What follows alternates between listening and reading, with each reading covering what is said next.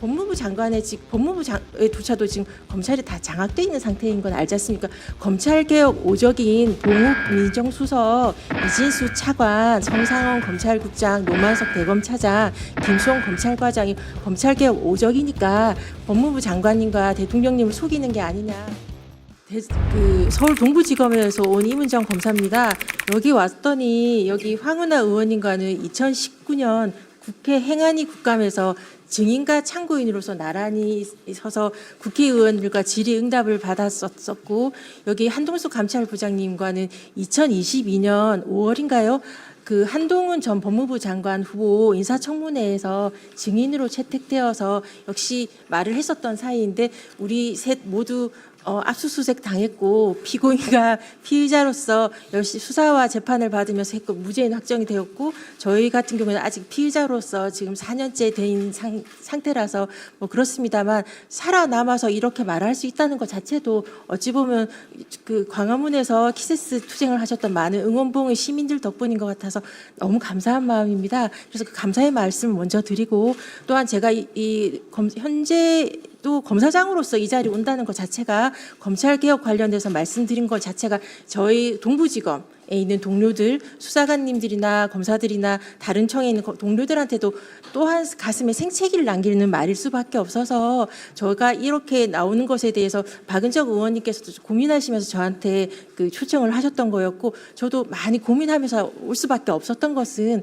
최근에 정성호 장관님의 그런 것 관련해서 많은 분들이 우려하고 있는데요. 저는 그 우려가 정성호 장관님 발언 이전부터 오광수 민정수석, 봉욱 현 민정수석 등이 있을 때부터 이미 감지될 수밖에 없었던 것이라서, 정성호 장관님의 말씀은 그때 그 인사와 관련된 결과일 뿐이지 원인일 수는 없어서 그런 마음으로 왔습니다.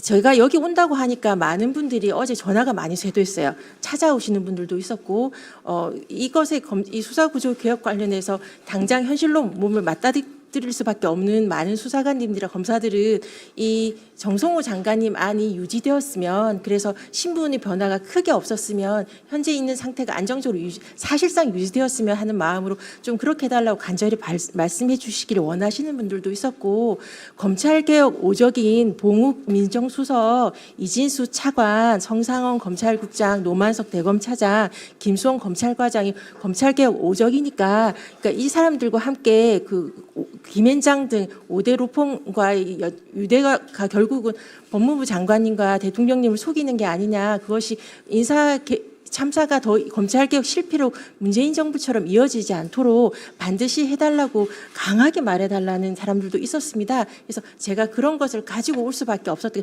모든 제가 제 생각을 말씀드릴 수 있을 뿐이지만, 그렇게 저한테 말씀해달라고 한 분들의 말씀을 이 자리에서 전하겠다고 제가 말씀을 드렸었고요. 그러니까 오광수 전 민정수석 그분은 다행히 낙마를 하셨는데, 봉욱 수석이 오셨을 때 저는 많이 참담했던 게, 김학의 출국 금지 사건의 판결문에 나와 있습니다. 봉욱의 진술은 믿기 어렵고, 그러니까 판사님들이 믿지 않았던, 그러니까 이규원 검사, 차규근 출입국 본부장, 이광철 민정비서관 등이 유죄를 받게 하기 위해서 믿기 어려운 말씀하셨던 분의 말씀을, 더군다나 문재인 정부 때 검찰개혁에 대해서 반대하셨던 분의 말씀을 이재명 대통령이 듣지 않으셨으면, 결과론적으로 그분이 이재명 정부의 국정 철학에 동조하겠다고 하셔서 민정수석을 허락을 하셨을 텐데, 그렇게 해서 온 인사 참사가 이진수 차관, 성상원 검찰국장 이런 상황이어서 결과론적으로 우리 정성호 장관님의 발언이 나오지는 않았을까 싶어서 많이 참담한 마음으로 왔습니다. 정성호 장관님의 말씀은 지금은 이런 의견이 있다는 것으로 좀 한 발 물러선 것으로 알고 있는데, 정성호 장관님의 말씀은 검찰이 바라는 아니라는 건 다 아시지 않습니까? 지금 이진수 차관이나 성상원 검찰국장은 그 문재인 정부 때, 특히 2022년 그 문재인 정부 마렵에 수사권 조정 이때 맹렬하게 검찰 수사권을 사수하게 지키기 위해서 뛰셨던, 그리고 이론을 만들었던 그 논리 그대로이고, 결과론적으로 이렇게 돼서 중대범죄수사청과 검찰청을 나누면서도 법무부 산하에 두고 이렇게 되면 문재인 정부 검찰개혁이 실패했다는 건 다 아시잖아요. 그때 문재인 정부의 검찰개혁에서 검찰 수사권을 축소하고 조정하고 그렇게 한다고 해놓고 결과론적으로 서울중앙에 4차장이 만들어지고 특수부가 강화되고 그 결과가 윤석열 검찰 정권의 탄생이었다는 것은 모르는 사람이 없습니다.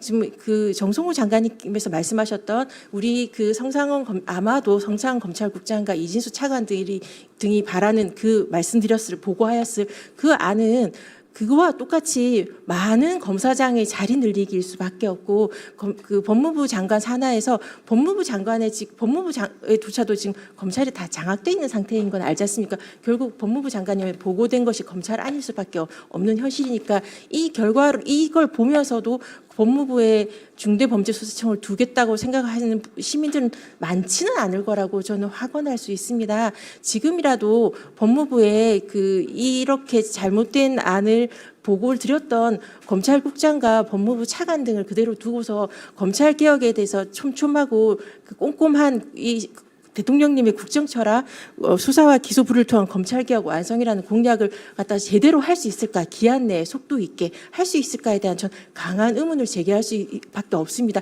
적어도 정성호 장관님의 발언으로 이제 드러난 상황이니까요. 지금 다른 발제자님께서 말씀하셨던 대로 속도에 대해서는 지금까지 1, 2년 검찰개혁을 민주당에서 요구했던 건 아니지 않습니까? 문재인 정부 때부터 계속 요구했던 사안이에요. 지금까지 그 정부에서 이재명 정부와 민주당에서 어떤 준비를 하였는지에 대해서 많은 시민들은 기대하고 요구하고 있습니다.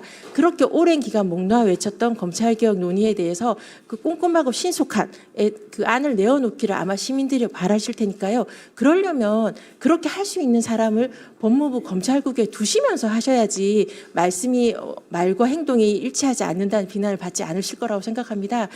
많은 시민들은 기억해요.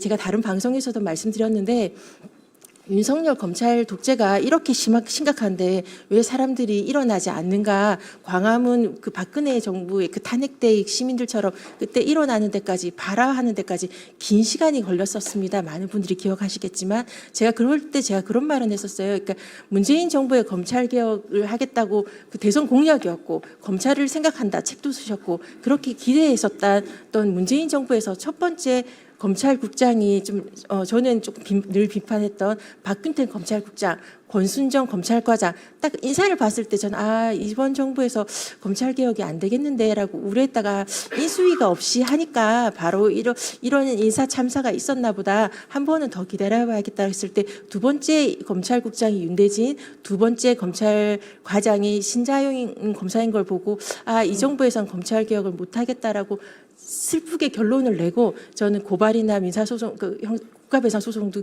개인적인 법률 판례 만들기 투쟁을 할 수밖에 없었거든요. 이번 첫 인사는 그 인수위 없이 급하게 하다 보니 난 참사 수준이라고 생각하고요. 윗사람 국민들한테 드러나는 이재명 대통령에 대한 대장동 수사나 그 도이치모터스 디올백 콜검이라고 불릴 조롱받았던 몇 명 속아낸다고 해서 눈 가리고 앙일 수밖에 없는 이진수 차관과 성상원 검찰국장 등이 이 인사 사인은 찐용 검사들이 역시 검찰을 장악했다는 인사 사인일 수밖에 없어서 그 결과가 검찰개혁을 갖다가 눈 가리고 아웅하는 수준의 검사장 자리 늘리기 이 안으로 나온 것 같아서 너무 참담한 심정이고요. 이런 일이 없도록 시민들께서 조금 더 검찰을 알고 생각하고 비판해 주셨으면 그 문재인 정부처럼 이재명 정부의 검찰개혁이 실패해서는 안 되지 않습니까? 거기에 대해서 좀 그 비판적 지지를 아끼지 않아 주셨으면 알고 비판해 주셨으면 몇 명 속아내는 것에 대해서 환호하시는 것으로 그 검찰의 눈 가리는 속임이 사기를 또 당하시는 거거든요. 사기를 한 번 당하면 사기꾼이 나쁜 거지만 여러 번 당하면 속임을 당한 사람이 바보라고 하지 않습니까? 시민들이 더 이상 바보가 되지 않으셨으면 좋겠고 이렇게 검찰권을 가진 인사권 행사하시는 분들도 조금 더 신중해 주셨으면 좋겠습니다. 그런 차원에서 여기가 논의되었던 불리한 수사권을 담당하는 중대범죄수사청을 정부 내 어느 부처에 둘 것인가 국정기획위원회에서 많은 논의가 있었습니다. 저는 검사입니다. 저는 검찰을 사랑합니다. 검찰에 제 사랑하는 동료들이 많고요. 검사들과 수사관들과 실무관님들 얼마나 동료하는지 잘 알고 있습니다. 그런 차원에서 제가 너무 안쓰럽고 속상한 마음에 처음 국정기획위원회 가서 그래도 우수한 수사 인력이 중대범죄수사청에 가야지만 수사력이 그대로 보존될 텐데 조금 더 가는 것에 대해서 칸막이가 좀 덜 해줘야지만 좀 우수한 인력이 가기 유리하지 않겠냐. 그러므로 중대범죄수사청이 법무부에 가야지 그대로 있어야지만 우수한 인력이 갈 것 같다라고 제가 조심스럽게 거듭 말씀, 저는 검찰이니까요. 저 검찰 사랑하고 동료들이 고통받고 고민하는 걸 많이 보거든요. 쓴소리도 많이 하지만 그런 사람들의 마음도 제가 이해하는 부분은 있습니다. 그래서 제가 그런 말을 했더니 그런 칸막이가 없으면, 그러니까 그렇게 칸막이가 없으면 그렇게 검사들이 지금 뭐가 달라지냐는 말에 할 말이 없었어요. 그러니까 그것을 그렇게 하려면 검찰의 인적 청산, 인사가 제대로 확실하게 속관해져서 이 검찰이 제대로 검사들이 괜찮으면 이런 구조개혁할 필요도 없거든요. 그러니까 근데 인적 청산이 전혀 안 되는 상황에서 중대범죄수사청을 법무부에 두면 역시 이제 법무부 장관도 그대로 포획할 수 있는 우리 우수하고 유능한 검사들인데 제대로 칸막이가 쳐진다고 할 수 있겠습니까?